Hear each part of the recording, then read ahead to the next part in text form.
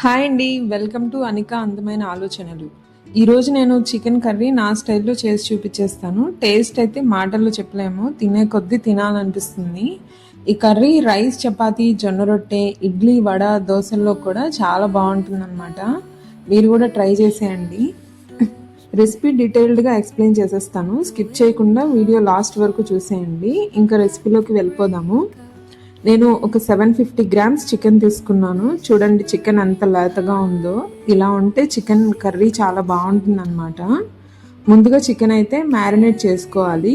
ఏమేమి వేసుకోవాలో చూసిద్దాం రండి. 1.5 స్పూన్ ఉప్పు, 1/2 స్పూన్ పసుపు, 2 ఫుల్ స్పూన్స్ కారం వేసుకోవాలి. నేను కొంచెం కారం ఎక్కువగానే వేసుకుంటాను, చెప్పాను కదా మా బావ కారం ఉంటేనే తింటాడు.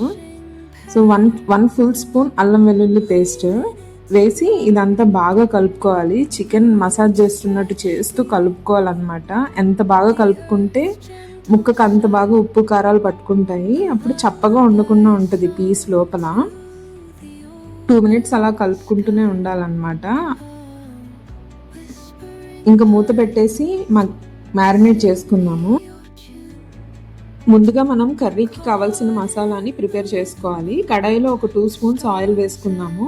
ఆయిల్ వేడయ్యాక 2 పెద్ద సైజు ఉల్లిపాయల్ని పెద్ద పెద్ద ముక్కలుగా కట్ చేసి వేసుకున్నాము.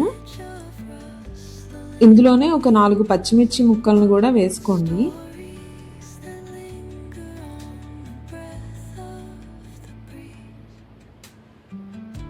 ఒక 1/2 స్పూన్ ఉప్పును కూడా యాడ్ చేసుకోండి.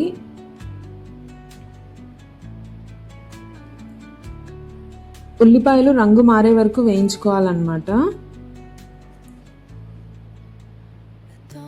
ఉప్పు వేసుకోవడం వల్ల ఉల్లిపాయలు త్వరగా వేగుతాయి. చూసారా, ఉల్లిపాయలు వేగిపోయాయి. ఇప్పుడు 2 ఎర్రటి టమాటోల్ని పెద్ద ముక్కలుగా కట్ చేసి వేసుకోండి.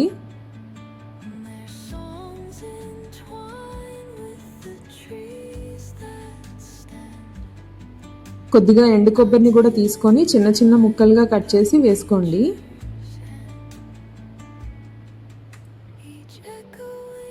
ఇప్పుడు వీటన్నింటినీ మూత పెట్టి మగ్గించుకుందాము. టమాటో సాఫ్ట్ అయ్యే వరకు మగ్గించుకోవాలన్నమాట. సిమ్లో మగ్గించుకోవాలి, లేకపోతే మాడిపోతాయి.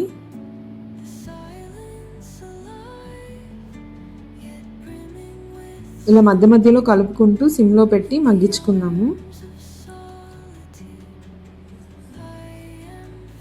ఇప్పుడు మళ్ళీ మూత పెట్టి ఒక 2 నిమిషాలు మగ్గించుకుందాము.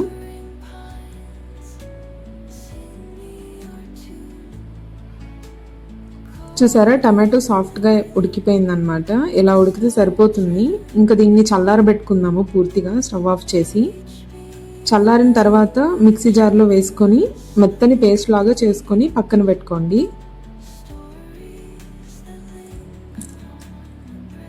ఇప్పుడు అదే కడాయిలో కర్రీకి కావలసినంత ఆయిల్ వేసుకొని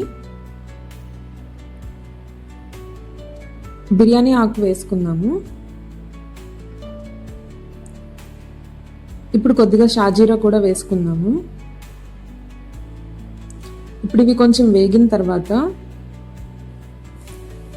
మనం ముందుగా ప్రిపేర్ చేసి పెట్టుకున్న మసాలా పేస్ట్ని కూడా వేసుకుందాము.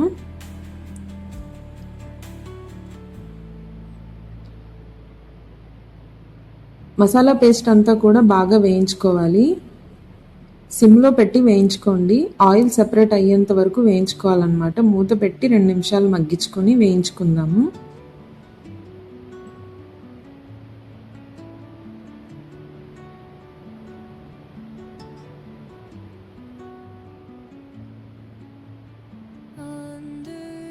చూసారా, చక్కగా ఆయిల్ సెపరేట్ అయిపోయింది. ఇప్పుడు మనం ముందుగా మ్యారినేట్ చేసి పెట్టుకున్న చికెన్ ఇందులో వేసేసుకుందాము.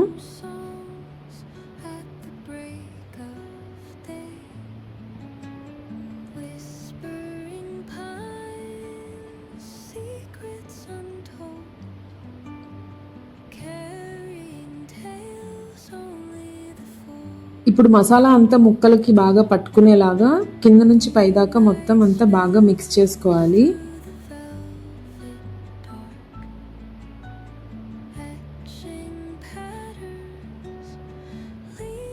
ఇలా అంతా కలుపుకున్న తర్వాత ఒక 10 నిమిషాలు మూత పెట్టి సిమ్లో మగ్గించుకుందాము. 10 నిమిషాల తర్వాత తీసి మళ్ళీ అంతా బాగా కలుపుకోవాలి. కింద నుంచి పైదాకా కలుపుకోవాలి, లేదంటే అడుగు మాడిపోతుంది.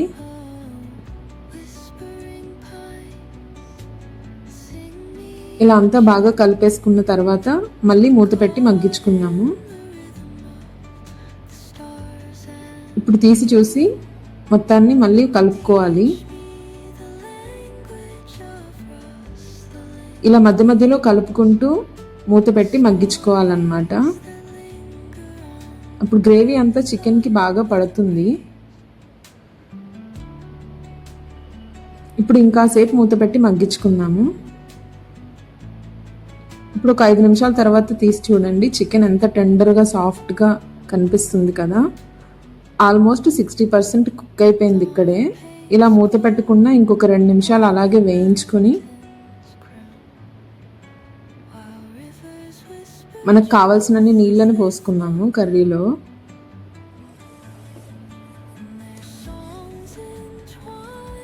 నేను నా కన్సిస్టెన్సీకి సరిపడా వాటర్ని యాడ్ చేసుకుంటున్నా. మీరు థిక్గా కావాలనుకుంటే వాటర్ తక్కువ వేసుకోండి, కొంచెం గ్రేవీ ఎక్కువ కావాలి అనుకుంటే వాటర్ ఎక్కువ యాడ్ చేసుకోండి.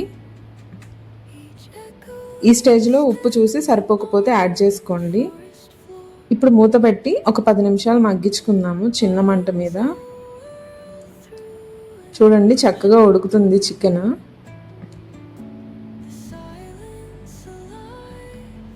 ఇంకా దగ్గర పడాలి కూర.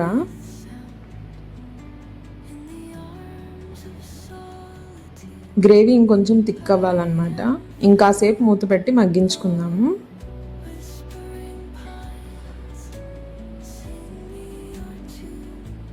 చూడండి ఎంత చక్కగా ఉడుకుతుందో. మట్టి పాత్రలో చేయడం వల్ల కూర త్వరగా ఉడుకుతుంది. కూరగాయలైనా ఇలా నాన్ వెజ్ అయినా సరే త్వరగా అయిపోతుంది. హెల్త్కి కూడా చాలా మంచిది. ఇప్పుడు కొద్దిగా గరం మసాలాని యాడ్ చేసుకుందాము. యాడ్ చేసుకొని అంతా బాగా కలిపేసుకొని ఇంకొక 2 నిమిషాలు మూత పెట్టి మగ్గించుకుందాం.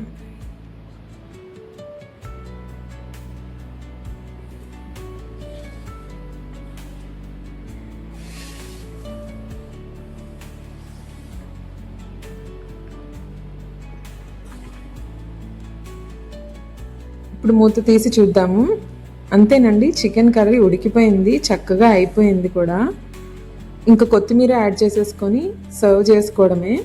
చాలా ఈజీ ప్రాసెస్, చాలా ఈజీగా చేసేసుకోవచ్చు. ఇంకెందుకు లేట్, రెసిపీ నచ్చితే మీరు కూడా ట్రై చేసి ఎలా ఉందో నాకు కామెంట్స్లో చెప్పండి. వేడి వేడి చికెన్ కర్రీ రెడీ అయిపోయింది. స్మెల్ అయితే అద్దరిపోతుంది. ఇక్కడ మా బావ ఎప్పుడెప్పుడు తిందామా అని ఎదురు చూస్తూ కూర్చున్నాడు. వీడియో నచ్చితే లైక్ చేసి మీ ఫ్రెండ్స్కి ఫార్వర్డ్ చేయండి.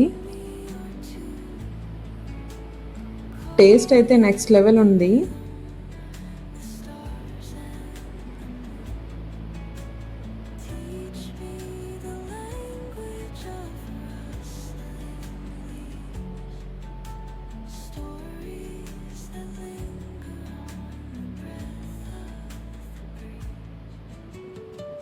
వేడి వేడి అన్నంతో చికెన్ కర్రీ అలా వేసుకొని తింటుంటే స్వర్గమే అన్నమాట. కుక్కర్లో ఉన్న రైస్ అంతా లేపేయాలి. నా వీడియోస్ నచ్చితే లైక్ చేసి నా ఛానల్ని సపోర్ట్ చేయండి. కొత్తగా చూసేవాళ్ళు నా ఛానల్ని సబ్స్క్రైబ్ చేసుకోవడం మర్చిపోకండి.